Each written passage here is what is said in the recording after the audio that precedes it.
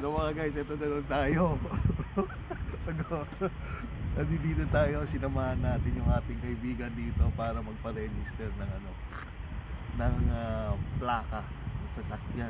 Kasi dito sa Poland, kailangan mo pa-register yung sasakyan mo pag binili mo. At isa, tatandaan mo, pag hindi dito ka sa Poland, pag binili mo yung sasakyan mo, dapat may 1 month ka lang para ipa-register mo. Diyan tayo pupunta, dyan. Tingnan mo. Yan. Diyan ka pupunta. Yan. So, pakita mo naman yung ano. Nakita ko na So po, ginano ko ba? Yan, doon tayo. So magpipila ka dapat pumunta ka dito ng maaga kasi medyo mahaba ang pila. So mas maaga, mas maganda kasi kukuha ka ng number.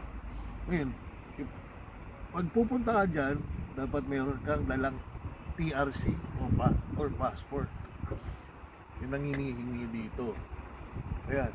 So pag pinili mo, pagbili mo ng sasakyan, yan. Pagbili mo ng sasakyan, may pirma kasi yan may kasunduan. May kasunduan dyan na kailan mo binili, dapat 1 month lang. Once na umabot ka ng 1 month, may penalty na yan. May penalty, I think mga 500. Kahit 1 day, penalty na yan. Alam ko mga 500 zloty na yan. So kailangan, pag dito kayo sa Poland, bumili kayo sa sasakyan, ipa-register within 1 month. Ano ba kailangan natin malaman dito sa Poland? Yan.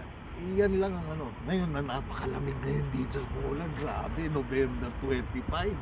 Diyos ko po, huwag kayong pupunta dito sa Poland. Napakalamig. Sobra. Ayan tingnan mo ngayon.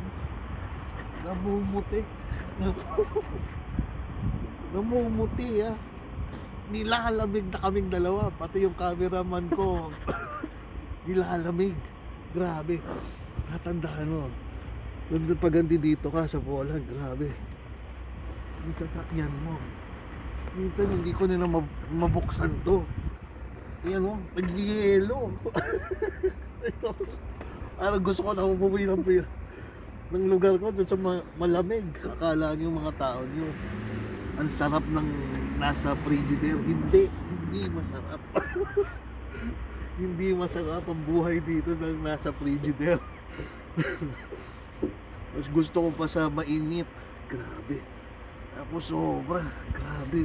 Yung mo, yung kamay mo, ay sus, saglit lang, parang ang sakit.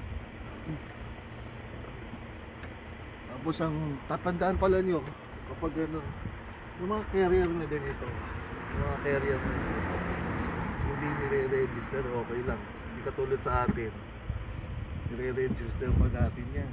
Kung may carrier ka, ayan, ang freezer, yelo. Ano pa lang yan negative 1. Paano naman kung nasa Canada tayo? So ano pa kailangan mong gawin dito? Yung trailer kasi dito kadalasan may mga trailer kasi dito, yung mga trailer na gano'n, yun nire-register dito yun, parang may plaka rin yun. So pag pupunta kayo Poland, alam nyo rin yun. Yan ang kailangan natin doon. So paano mga guys, aalis na muna ako. Salamat, at least may kaalaman kayo. Thank you.